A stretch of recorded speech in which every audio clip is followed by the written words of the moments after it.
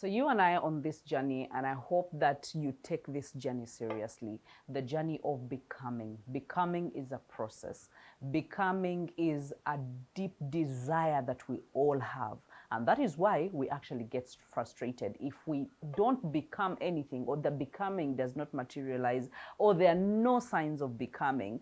Just look at it this way. And for those of you that are joining in for the very first time, I'm Bahati Hilda Sabiti, and I am your partner in growth. I am your partner in purpose. I'm your partner in mentorship to make sure that you become the best version of yourself and who God created you to be.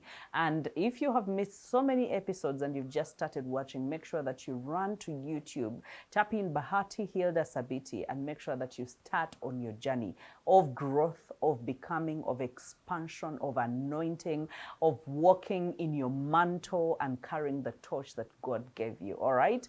And then you can as well be here every single day. We are here talking about growth.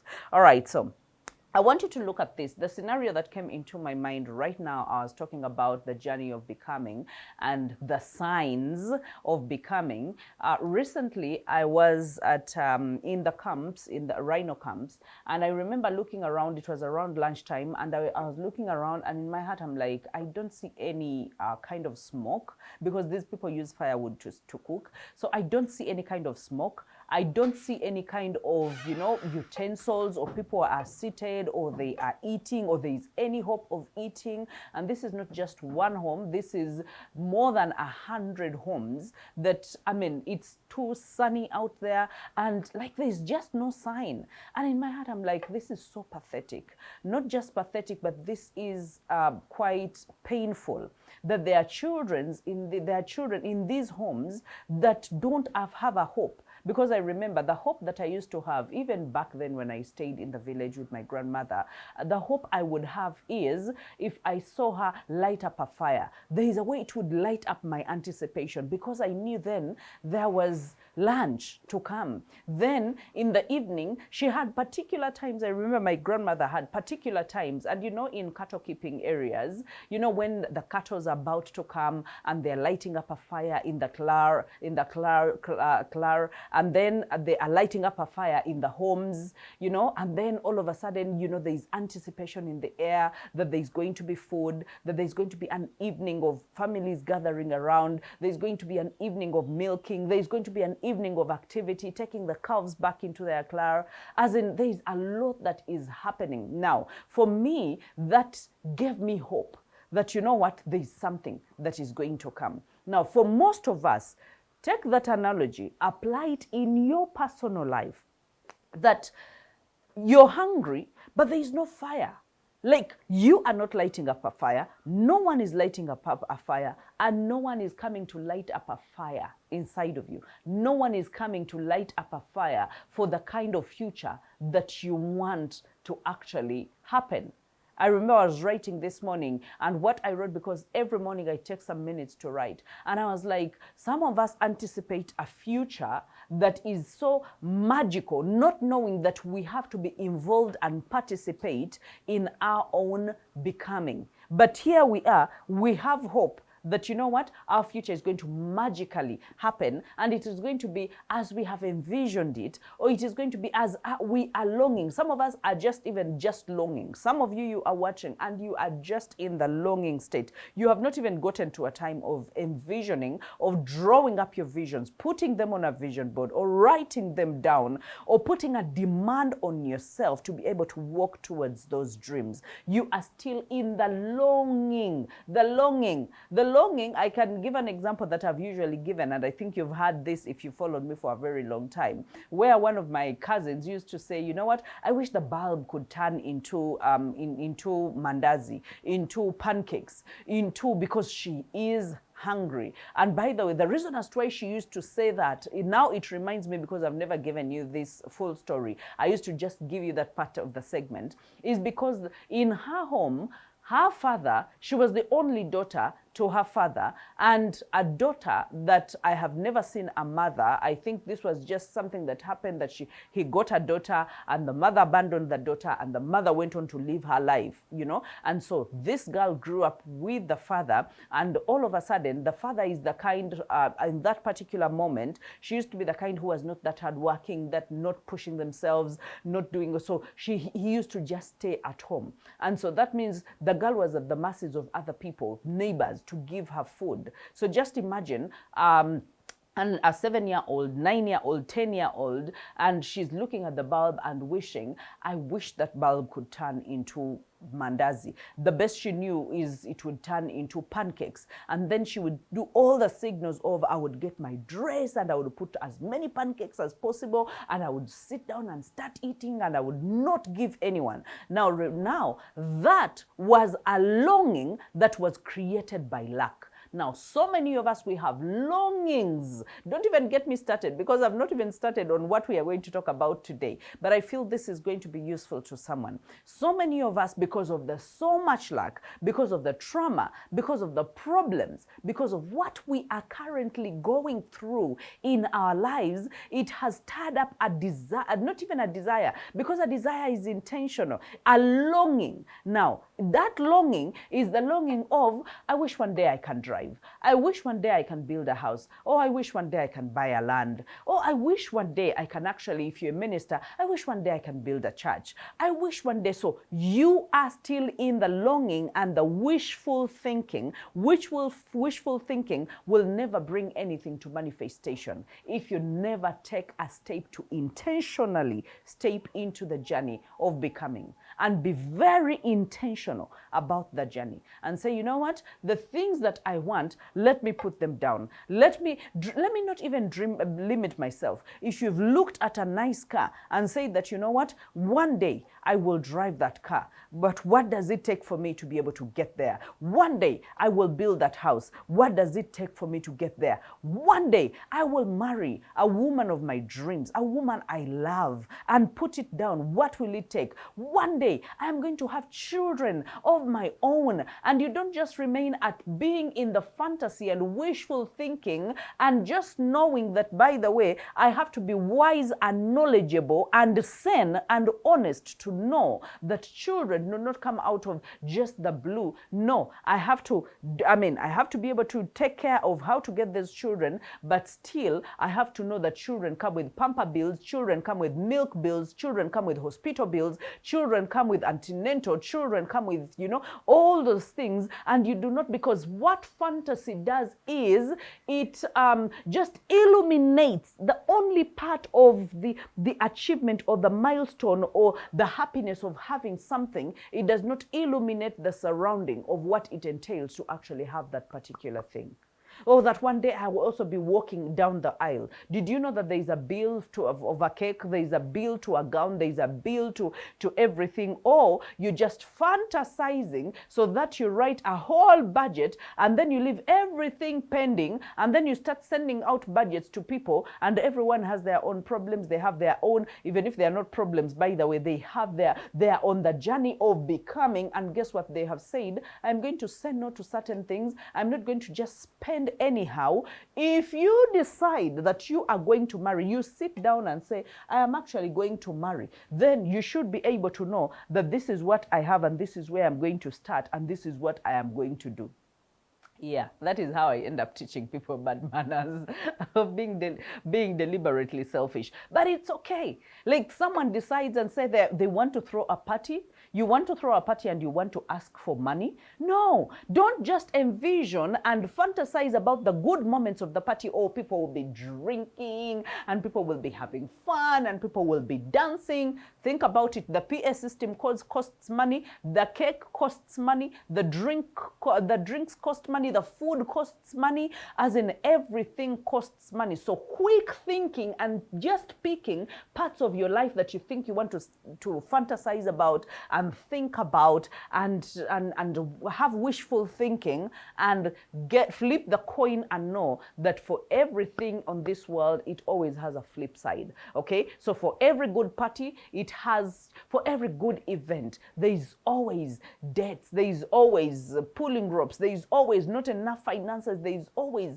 everything that is happening. But because someone is on the journey of becoming, they have decided and said, let me sit down and calculate the price. Even the Bible talks about it, that a wise man sits down and calculates the price, what it's going to take for them to actually build the kind of house they want to be able to build.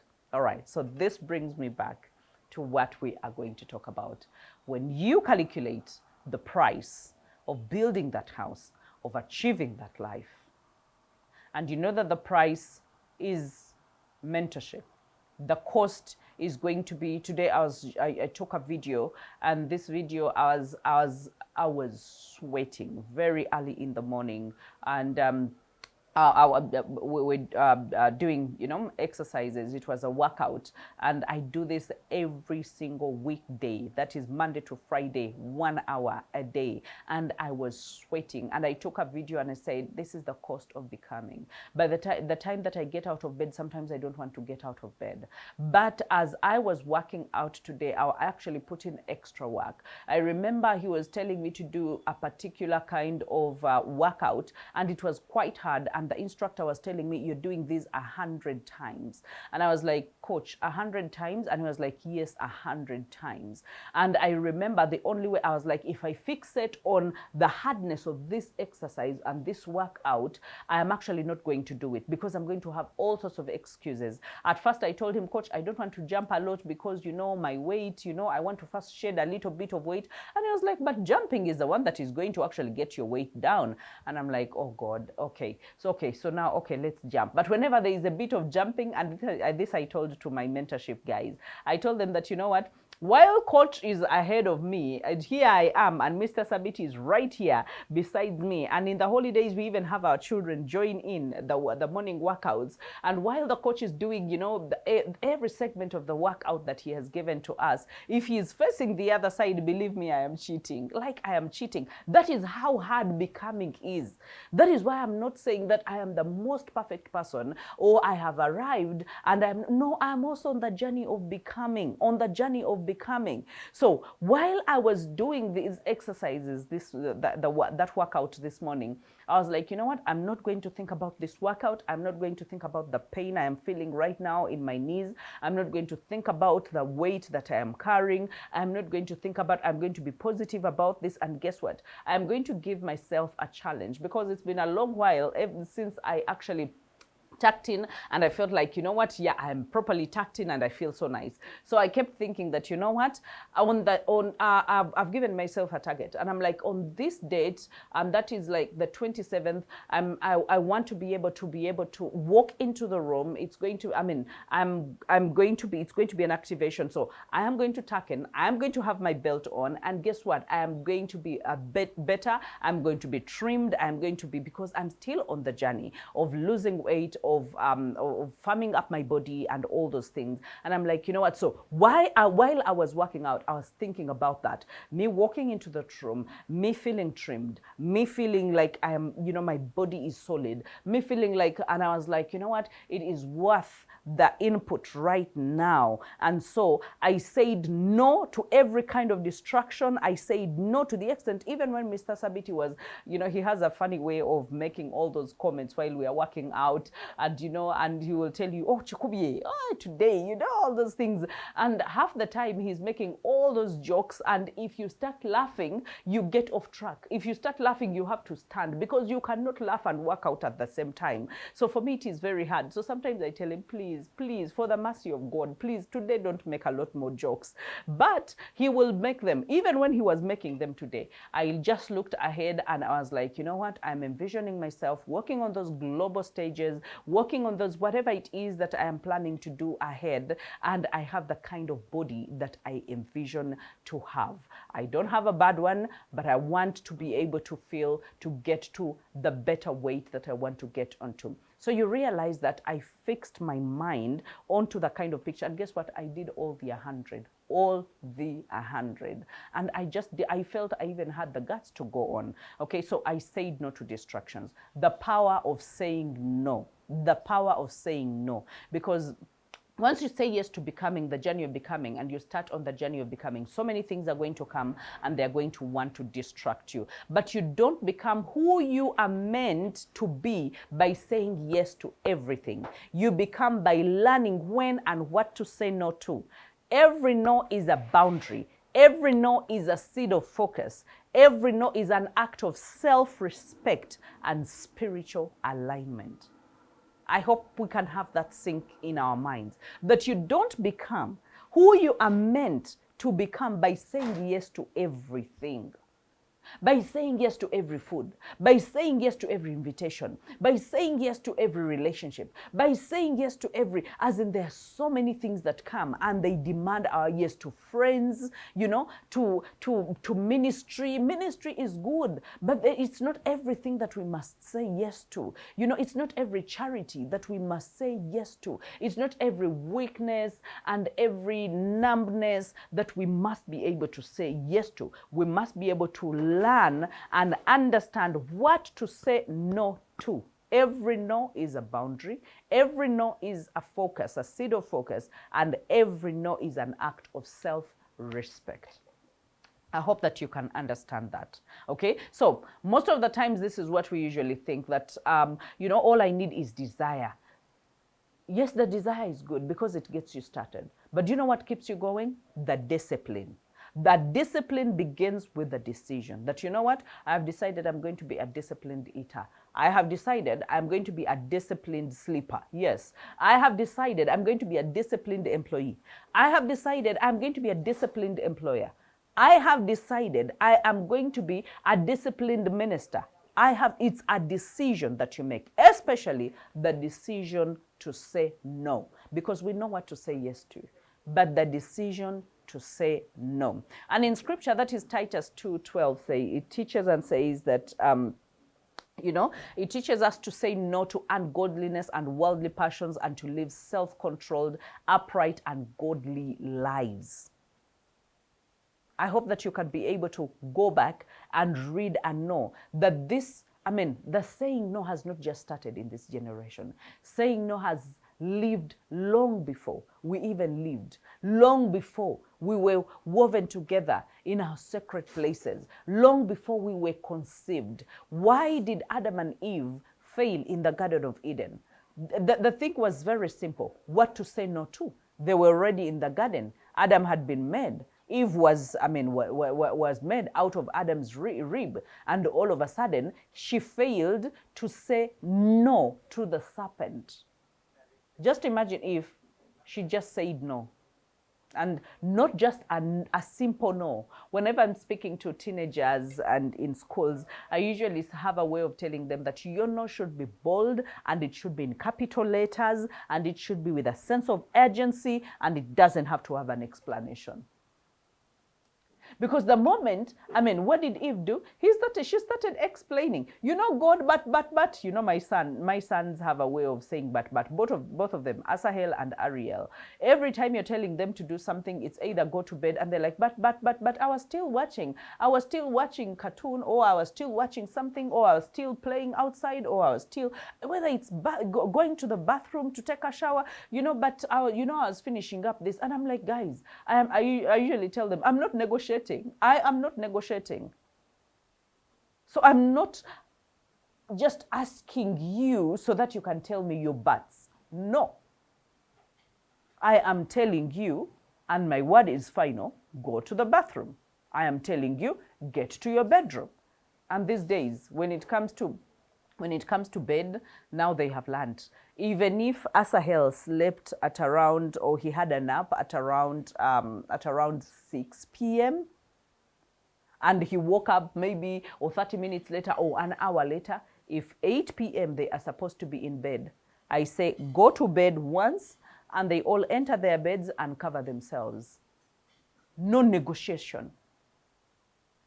So just imagine if Eve had said no without any form of explanation. Because the moment you explain, you are giving the enemy, or you're giving the other person a chance to punch holes in whatever you are saying, or give you alternatives, or even plead better, or manipulate you, or gaslight you, or arm twist you into doing something that you don't want. No explanation needed. Okay, and Proverbs 4:25 said, let your eyes look straight ahead. Give careful thought to the path for your feet.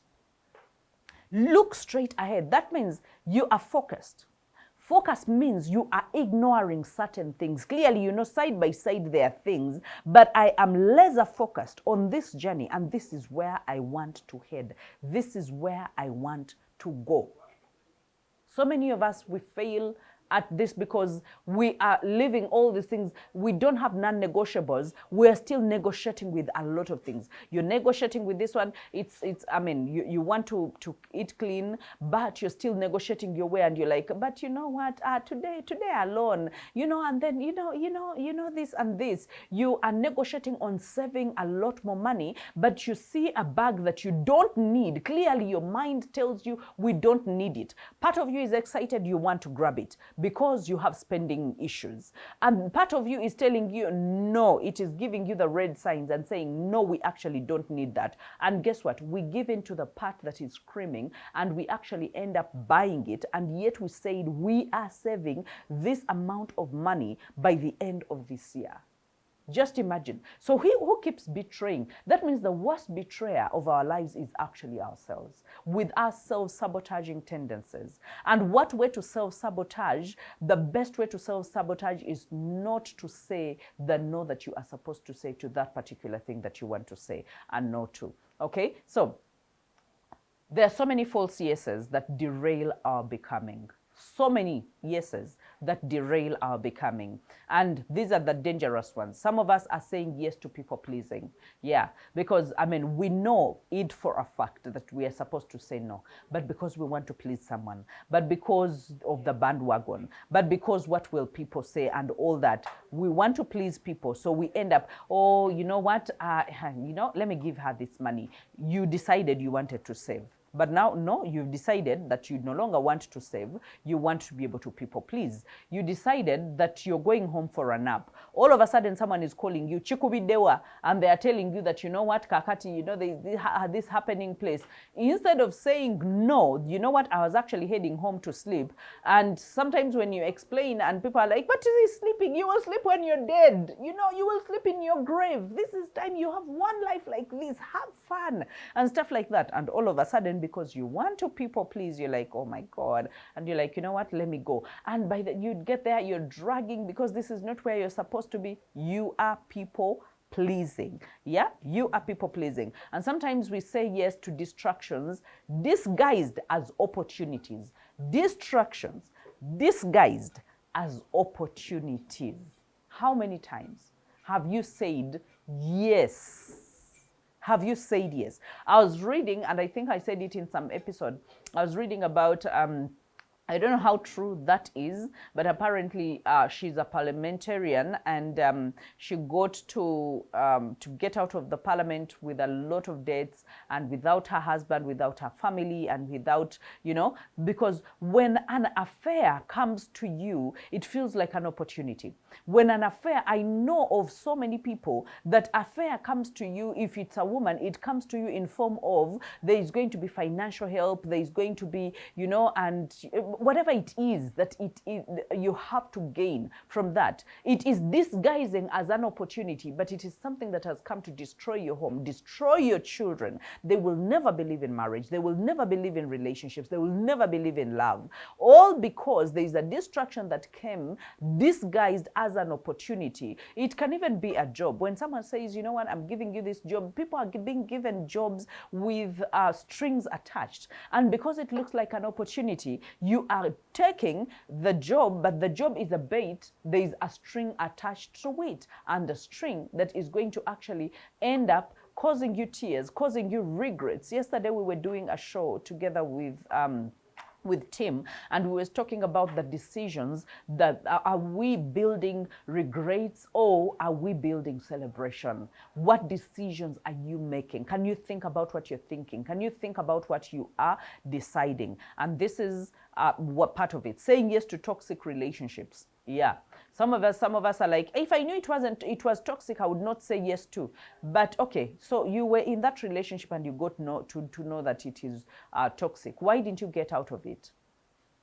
Yeah, you continued saying yes, and you're saying that you're on your journey of becoming, to become sad, to become regretful, to become what exactly? Because we all want to become better. We all want to become the best version. And your best version does not unveil itself in a toxic relationship. I did not say marriage, but a relationship is something you can actually work out on. So we continuously say yes. And then saying yes to old patterns that we have outgrown. The old patterns that we have outgrown. We continue saying yes to that. And then we say yes to fear by avoiding growth. You see how all these things are derailing, avoiding growth at the fear. When someone says, you know what, we are doing a public speaking, for example, right now in the accelerated mentorship, we are doing a public speaking challenge. It's a 10-day challenge. And guess what? There have been people that have been pestering me, public speaking, mentor, public speaking. And now I release the 10-day public speaking challenge. And guess what?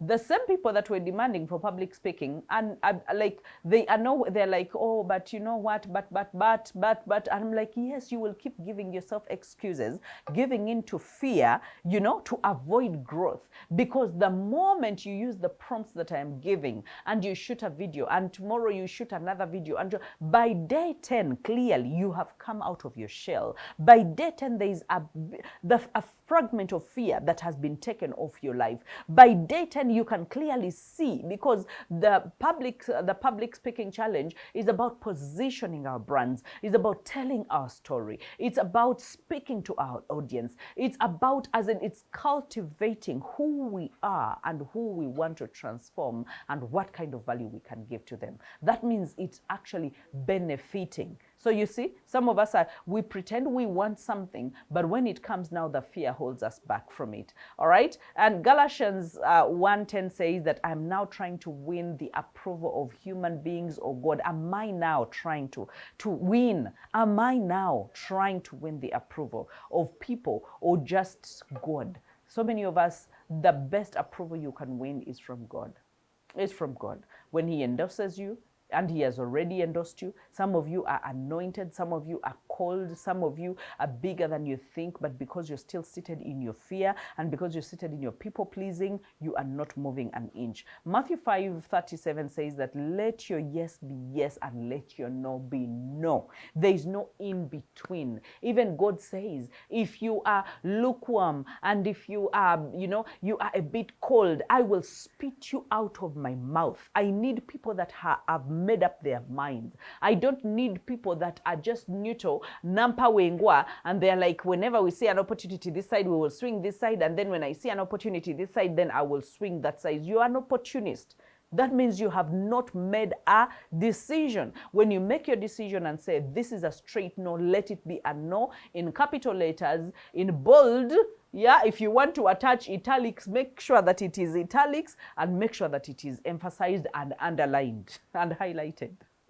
That is the no and how it is actually supposed to be. So you realize that there are so many, when we look at the Bible, there are so many people, the stories that I've been watching that actually refused.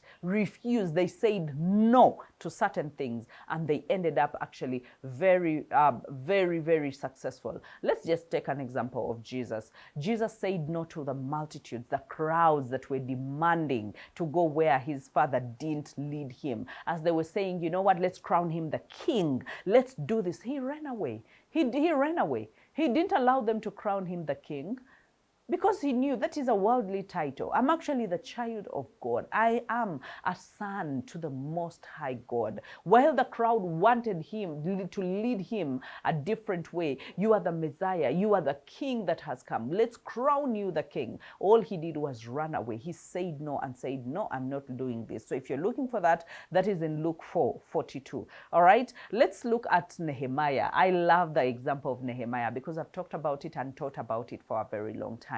When Nehemiah had, had perceived and understood that the Jerusalem was in ruins, okay? And he went with a bad countenance, with a poor countenance to the king, and king saw it because he was the cupbearer. And the king was like, what's wrong, Nehemiah? Your countenance is not good. The way you look, it's like something has happened. And he was like, you know what? My city, where I come from, it lies in ruins. And the king asked him, what should I do? What should we do? And so that is when they start the journey of actually getting the timber, getting the letters. He asked for everything that he needed, and the king gave him, and so he started the journey of actually reconstructing the walls of Jerusalem. And while he is on the wall, constructing it and building it, this is what happens. People come to him and they start telling him to come down.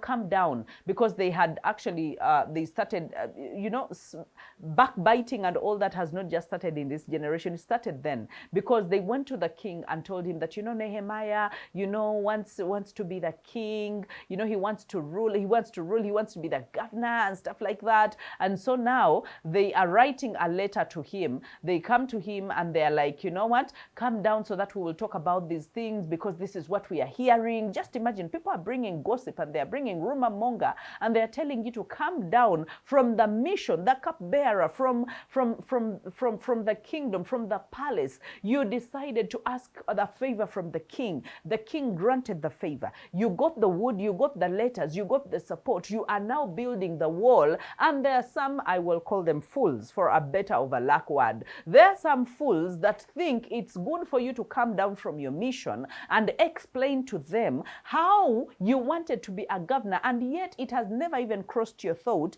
It's because people are insecure, and so when someone is insecure, they want to bring their insecurity on you, and all of a sudden ne bakusalako ekigambo, bakusazeeko ekigambo, and all of a sudden they want you to explain. Let them cut whatever word they want to cut, and let them chew it and eat it and swallow it. Yeah, I mean, people deserve a dose of their own medicine. So you realize he refused. He said, no, I'm not coming down.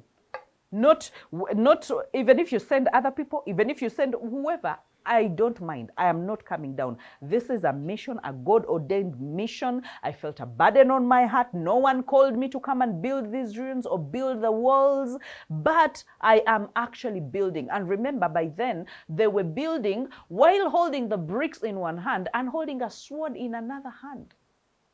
So he was focused on what he came to do, because he had to go back and do his job. So that is Nehemiah for you. Nehemiah 6:3, if you're looking for it. He refused destruction when he was rebuilding the wall. Look at Daniel. Yeah, Daniel.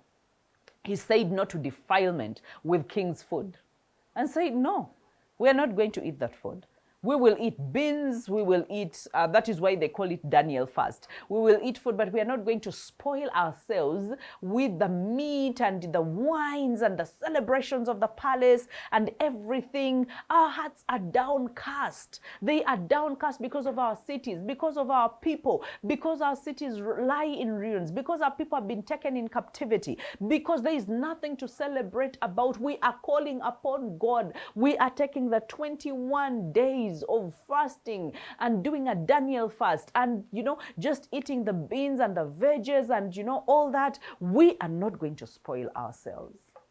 Some of us, even just the discipline to eat clean, even just the discipline, tell me, because I have fought with it, but guess what? I actually got on track with it. And that is no longer my problem. Actually, you cannot force me to eat bad. You cannot, I cannot even force myself even if I wanted, because now my body feels amazing. It feels better. It feels energetic. That I decided to eat a certain way and just leave out everything else. Now you cannot tell me to even go back, because back then I was tired, I was exhausted, I was fatigued because of the kind of food I was eating. And yet I was not even a good eater at that. But I was just not careful what I ate, what kind of oil I use, what kind of, whatever it is that. But now I am more careful about what I put into my body. And guess what? It displays on my skin. It displays how I sleep well. It manifests in how happy I am. It manifests manifests in how content I am, how focused I am, how I don't have the fog on my brain, how I can focus. It's amazing. I have energy through the day. Try it and tell me. I know that you will actually love it. So Daniel said no. Joseph said no to Potiphar's wife, preserving purpose over pleasure. Preserving purpose over pleasure. The journey of becoming is a journey of purpose. The journey of becoming is a journey of alignment. So that means alignment.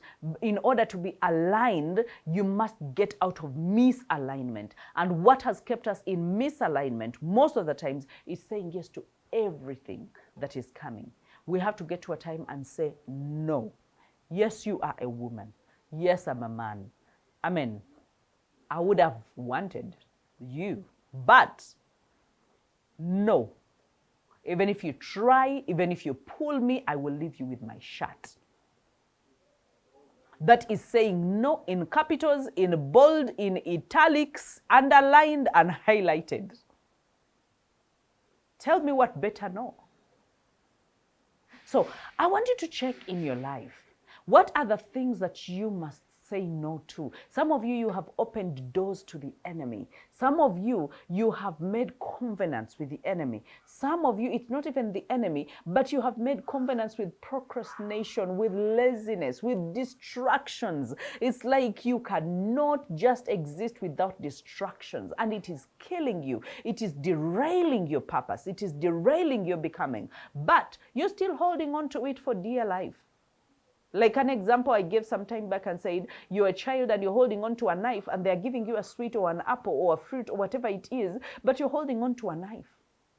And if anyone needs to grab it out of you, then, I mean, it will cut your hand. And no one wants to use force. And this is what we are doing. Becoming is not forceful. You have to choose it, you have to want it, you have to desire it, and you have to step into the discipline of making sober decisions. And one of them is saying no to certain things and say that is enough. So what happens when you start saying no? Because it will manifest. When I started saying no, I got a lot of mental clarity. Let me tell you, when you shed off certain things, when you close certain doors, when you silence certain mouths, when you say no to yourself, there is a mental clarity. You can even, you connect back to God. You start hearing from God. Your dreams, even the normal dreams that you're dreaming while sleeping, they change. Yeah, because you said no to what you had to say no to. For me, that has happened in my life, and I hope that it can happen in your life. When I said no, or there's so many times I have said no, my divine assignment has gone a notch higher and a notch higher with every no that I have said. Because the enemy comes to kill, to destroy, to steal our focus, to destroy our becoming, to destroy our destiny, to kill everything good that we are supposed to walk into. Just imagine. So every time I have said a no to something, to what seemed like an opportunity, but it was a distraction, my assignment, my calling has been elevated. And I know that yours actually can. The spiritual authority. You can never have authority for as long as you're saying no to every crap and everything. No, you can't. The reason as to why I have the spiritual authority is because I have practiced saying no. No to money, no to food, no to places, no to people, no to positions, no to to pride. Yes. The reason as to why I hold so much spiritual authority is because I've said no to certain things. You think I am not attacked like everyone else? You think the distractions don't come to me like everyone else? I'm a human being. They come. And sometimes they are even enticing, like they look good. But I learned, just like David said, that when he watched the heathens, he called them the heathens, prosper and, building houses and doing all these things. And he was like, okay, it's until I went into the house of God and I understood their ending. I understood they're ending. I'm not saying those things are bad, that I've quoted it how it was actually in the Bible, because he used to look at the evil and the heathens prosper, and he was asking himself, what is happening? Sometimes these things happen, we see other people prospering, and it's not because God does not want us to prosper, but because he is stretching us, he's training us, that when that kind of prosperity lands into your hands, some of you, if you got, even if it is just 10 millions, it is enough for you to end your, to finish your life. If you, as in, if God knows that even if he just gives you 5 million and you touch it and it is yours and it has no debt, no one, and you will just, you know, end up doing weird things that you're not even supposed to do. So sometimes he takes you longer in the desert, in the preparation, just like the children of Israel, so that he will squeeze out all the Egypt tendencies and the patterns, all the former patterns, so that you can be renewed. By the time you step into your into the promised land, you will actually be a new person. All right? So the spiritual authority, protecting your energy and emotional health, guys. When you say no to certain things, when you say no to certain spaces, to certain cliques, to certain groups, to certain, there's a way you protect your mental health, and your mental health deserves that. And then you honor your future over temporary comfort. Some of us, the reason as to why we don't say no, we want the immediate comfort. We want the temporary comfort because it is enticing, because it is persuasive. But I mean, of what benefit is that?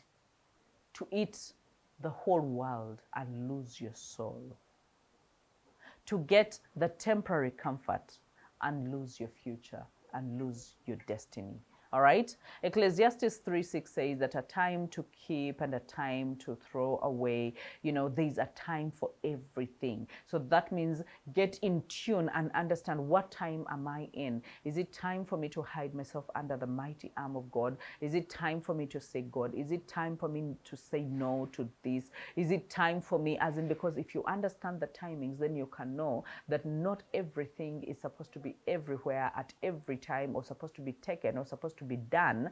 You will know that there are times for everything. Okay? And then Hebrews 12 says that let us throw off everything that hinders us. Everything that hinders us.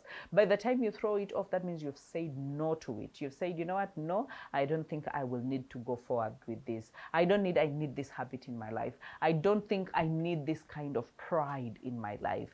Do a self-check. Take a self-inventory. What is it that you don't need anymore in your life? So I want you to take the personal or the self-reflection very, very, very seriously.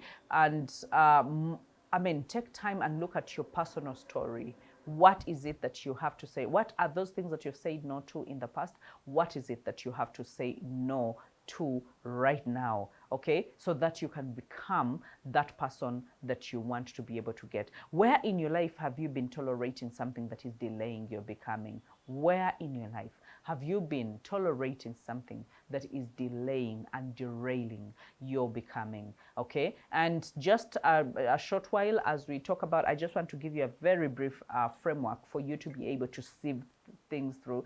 This is the sieve I have used all my life. Of course, I compiled it of recent, but I looked at all my journey and knew that these are the things that I actually did to sieve through the things that were no longer useful in my life. And this is the 4D. That is distractions. Is this, understand, is this pulling me off track? Ask yourself, is this pulling me off track? Delay. Is this slowing down my process? Yes. Is procrastination slowing down my process?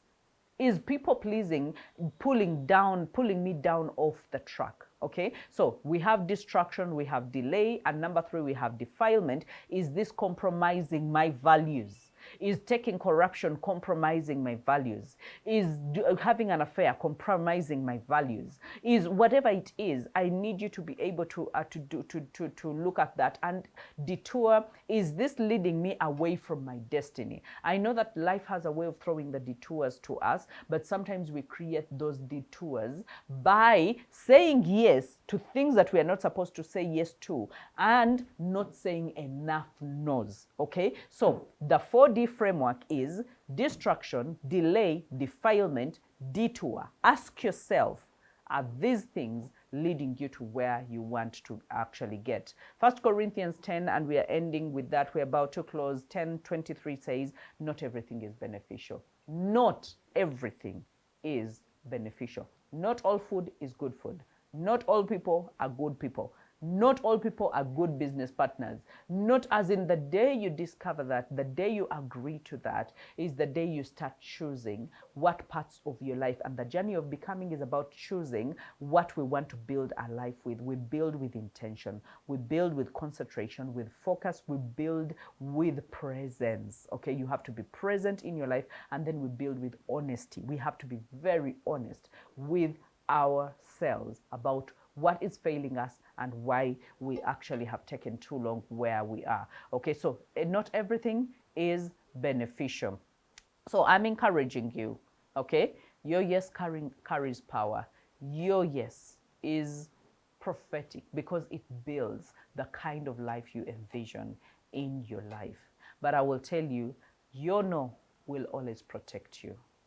So the journey of becoming is not just about the power, it's not just about the prophetic, it is about protection as well, because we want you to live long to see the fruits of your labor, to see the fruits of your commitment, to see the fruits of your focus. And we want you to be protected. So you don't owe anyone an apology for protecting your purpose, protecting your journey of becoming, protecting who God wants you to be. All right, so if you are praying, just make sure that you pray that God strengthens you to say no without guilt. I know that is a strong prayer point. That was my prayer point for some time, and it worked. That now I do not have any guilt in saying no, to anything. Like, I said no with a lot of pride. My people have a way, or my family, even my husband has a way of saying, Hilda, if there's anyone that has the strongest no in her life, that is Hilda. And let me tell you, it has served me a lot. It has protected my life. It has protected my destiny.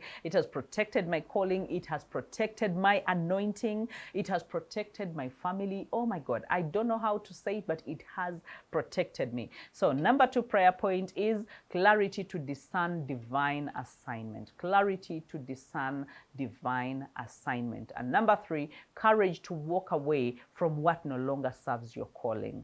Clarity and the courage to walk away from what no longer serves your calling, your destiny, who you are, so that you can have the courage, because so many of us are still lingering.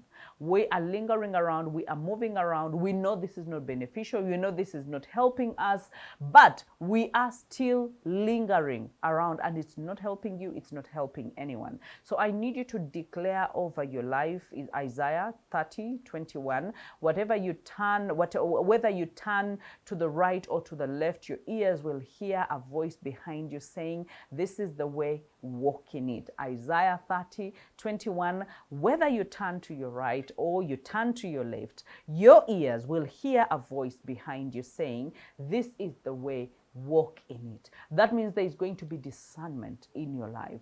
You will hear God speak at all times. When you're supposed to say a no, you will know that vividly, I am supposed to say that no, and the no will come with a lot of peace. The no will come with a lot of protection. The no will come with a lot of clarity. The no will come with a lot of focus. The no will come with a lot of weight off you, because you are hearing a clear voice that is saying you, this is the way, walk in it. And that is what we need in this season of our lives, as we are working towards the end of the year, as we are working towards our goals, as we are working towards becoming our best versions, as we are working towards becoming what God wants for us. And if what God wants for us is to live abundantly, the reason as to why we let the enemy in, and the Bible says that the enemy came to kill, to destroy, and to steal. How he steals most of the times is when we all spread ourselves so thin, when we say yes to the things that we are not supposed to say yes to. He keeps stealing, he keeps destroying, he keeps distracting, he keeps taking away from us. But if we want to live the abundance that God promised, we must be intentional. We must come back, rest, think, We must be able to make sober decisions. And some of those sober decisions is to say no without explanation. It is to say no without feeling guilt. It is to say no to things that we think are no longer serving the purpose. I know that it is very possible, and I know that we can do it. So, Lord, I thank you. I thank you for every man and woman under the sound of my voice. I know that you have blessed us with knowledge. You have given us the wisdom. And for those of us that don't have it, you say that we ask of you that gives generously in gems, that you will give, you will bestow unto us the wisdom that we need. And Lord, we pray for the wisdom to say no, the wisdom to clearly say no without guilt, to say no to things that are not building us, to things that are pulling us down, to things that are derailing us and delaying us, to things that are giving us the detours that we actually don't need in our lives, that we will be focused, that we will walk towards the prize, and that we will walk towards the kind of becoming that you have wanted for us and that you predestined for us. You say that you have planned good plans for us, and you have put our names in the palms of your hands. So whatever plan it is that comes from your throne, let it be manifest. Let it be made manifest in our lives. In the name of Jesus we prayed. Amen.